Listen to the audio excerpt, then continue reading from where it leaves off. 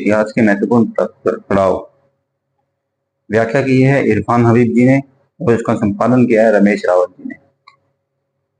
इसमें ये एक जगह कहते हैं कि यदि कोई हिंदू धर्म को ही एकमात्र वैध परंपरा मान लेता है तो यह निश्चित रूप से इस्लाम की वह छवि बनाएगा जो मुसलमानों द्वारा निर्मित इस्लाम की छवि से पूरी तरह भिन्न होगी।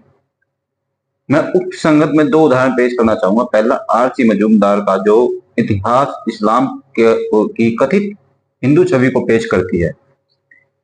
हिंदुओं ने भारत की मुस्लिम विजय के प्रति आक्रोश व्यक्त किया। वे बड़ी हसरत के साथ उस दिन की प्रतीक्षा करने लगे जब मुसलमान का समूल विनाश करके हिंदुओं की भूमि आर्यवर्त का नाम सार्थक करेंगे। मुसलमानों का विनाश के द्वारा ही हिंदुओं की भावना को शांत किया जा सकता है। यह उल्लेख भी आवश्यक है कि इस प्रकाशन योजना को भारत सरकार ने छठे दशक के आरंभ में अनुदान भी दिया था। दूसरे पक्ष की ओर से इश्तियाक हुसैन कुरैशी का उदाहरण भी प्रस्तुत है, जो 1947 में पहले दिल्ली के प्रमुख बुद्धिजीवी थे। हिंदू धर्म इस्लाम के लिए बहुत खतरनाक है। ध्यान से सुनना, हिंदू धर्म इस्लाम के लिए बहुत खतरनाक है क्योंकि यह सहज, सूक्ष्म और गहरा है, किंतु इसका परिणाम बहुत ही घातक है। यह चुपचाप बरगद के पेड़ की शाखाओं की तरह फैलता है। अतः इस्लाम की रक्षा के लिए अपना कर्तव्य यह है कि आप हिंदू धर्म के इस बरगद को काट दें। तो इसमें आगे एक जगह लिखते हैं कि 8वीं सदी में जब मोहम्मद बिन कासिम ने सिंध पर कब्जा किया तो ब्राह्मण उनके पास पहुंचे और उनसे कहा कि जाति विशेष के ऊपर एक बात की जा रही है कि जातियां किस तरह फैली हुई थी समाज के अंदर। तो ब्राह्मणों ने सिंध के जात को चरागाही खाना बदोश कहा। वे इतने घृणित मानते थे उन्हें। उनके बारे में यह नियम यह था कि वो पगड़ी भी नहीं पहनेंगे और वो जूते भी नहीं पहनेंगे।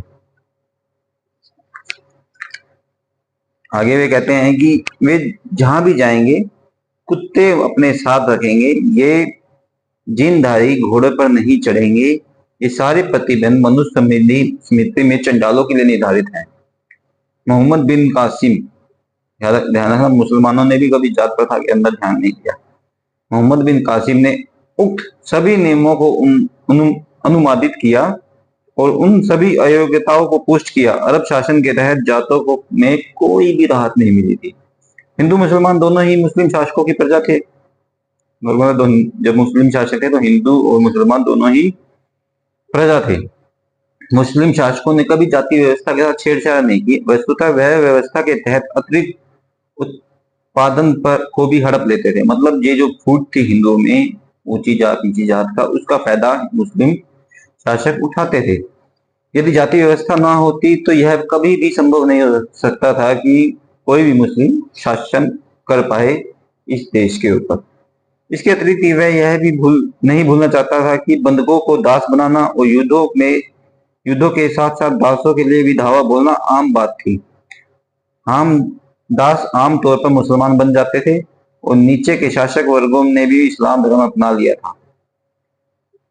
उनके धर्म परिवर्तन के पीछे उनकी धार्मिक निष्ठा भी थी और राजनीतिक दबाव भी। यह धर्म परिवर्तन का कारण इस्लाम का प्रसार तो हुआ, किंतु किसी भी मुस्लिम सुल्तान के तहत धर्म परिवर्तन राज्य की निजी नीति का हिस्सा नहीं था। मतलब कोई भी मुसलमान जो शासक था उसकी ये नीति नहीं थी कि जबरदस्ती किसी को भी मुसलमान बनाया जाए। बढ़ने के अनुसार जब एक धर्मशास्त्री ने इल्तुतमिश को यह सुझाव दिया कि वह हिंदुओं के सामने यह विकल्प रखे, या तो वे इस्लाम का स्वीकार करें या तलवार का सामना करें, तो इल्तुतमिश